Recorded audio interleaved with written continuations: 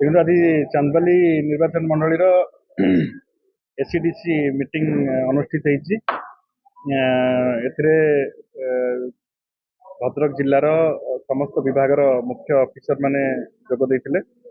ଆମ ଚାନ୍ଦବାଲିର ବିଭିନ୍ନ ସମସ୍ୟା ବା ଯୋଉ ବଟଲନେକ୍ ରହୁଛି ବିଭିନ୍ନ କାର୍ଯ୍ୟକ୍ରମରେ ଯୋଉ ବାଧା ସୃଷ୍ଟି ହଉଛି ତାକୁ କିଭଳି ଭାବରେ ଦୂର କରିହେବ, ବିଶେଷ କରିକି ଚାନ୍ଦବାଲିର ଯୋଉ ନୂତନ ବ୍ରିଜ ହବ ଏବଂ ତା ସହିତ ଯୋଉ ତିନିତର ପାଖରେ ଶାଳନ୍ଦୀ ଉପରେ ବ୍ରିଜ ଚାଲିଛି ଏବଂ ଆଉ ଦୁଇଟି ବ୍ରିଜ ଚାରବାଟିଆ ଏବଂ ବାଲିଆପାଳ ପାଖରେ ଚାଲିଛି।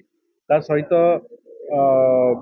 ପଞ୍ଚଟିକ୍ରି ଏବଂ ଧାନଖୁଣିଆ ଠାରେ କିଭଳି ଭାବରେ ବ୍ରିଜ ହେଇପାରିବ ତା ଉପରେ ଧ୍ୟାନ ଦେଲେ। ବିଶେଷ କରିକି ସବୁଠୁ ବଡ କଥା ହଉଛି ଖରା ଦିନ ଆସିଲାଣି ଏବଂ ମେଗା ୱାଟର ସପ୍ଲାଏ ପ୍ରୋଜେକ୍ଟ ଯୋଉଟା 893 କୋଟି ଟଙ୍କା ଏବଂ ଅର୍ବାନ ଚାନ୍ଦବାଲି ଏନଏସି ପାଇଁ 50 କୋଟି ଟଙ୍କା, ପାଖାପାଖି 1000 କୋଟି ଟଙ୍କା ଏଥିରେ ଖର୍ଚ୍ଚ ହଉଛି। ସେଇଟା କିଭଳି ଭାବରେ ସମସ୍ତେ ପାଇପାରିବେ ପାନୀୟ ଜଳ, ସେଥିପ୍ରତି ଆମେ ଗୁରୁତ୍ୱ ଦେଇଥିଲୁ ଏବଂ ସେ କାମ ପାଖାପାଖି 6.5 ବର୍ଷରୁ ଅଧିକା ହେଲାଣି।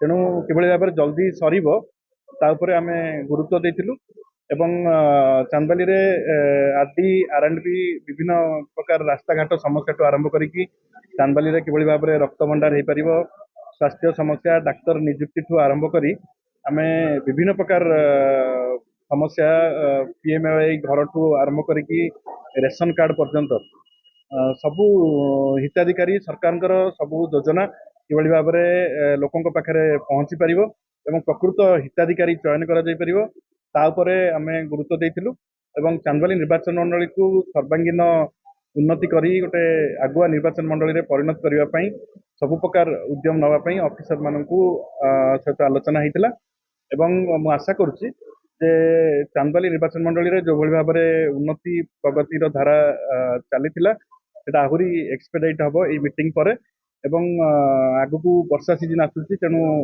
ରାସ୍ତାଘାଟ ମରାମତି ଉପରେ ମଧ୍ୟ ଆମେ ପ୍ରାଧାନ୍ୟ ଦେଇଥିଲୁ। ଯାହା ବର୍ତ୍ତମାନର ପରିସ୍ଥିତି ଯଦି ତିନିତର ପୋଲ ହେଇଯାଏ ଏବଂ ଚାନ୍ଦବାଲିର ନୂତନ ପୋଲ ସହିତ ଆଉ ଯୋଉ 4-5ଟି ପୋଲ କାର୍ଯ୍ୟକ୍ରମ ଆରମ୍ଭ ହେଲାଣି ଏବଂ ହବାକୁ ଯାଉଛି, ସେ ପୋଲର ଆବଶ୍ୟକତା ଚାନ୍ଦବାଲିରେ ବହୁତ ଅଛି। ଲୋକ ଏବେ ବି ଡଙ୍ଗାରେ ଯିବା ଆସିବା କରୁଛନ୍ତି।